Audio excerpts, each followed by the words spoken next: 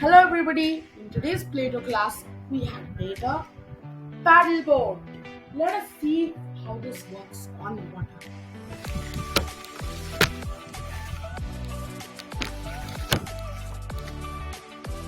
So right now I have it ready with me.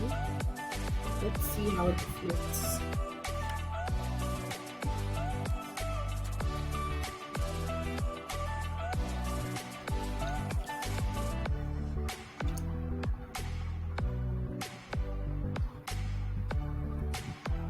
Wow, it's paddling in front. Did you see that move? That was so amazing. In today's class, we have made a paddle boat. This paddle boat is made with a few popsicle sticks, thermocol, and sellotape.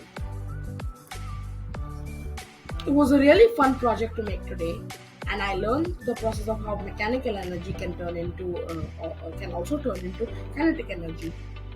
I had really fun doing this project, and it was really innovative and also child friendly at the same time. I had fun executing the project. Thank you.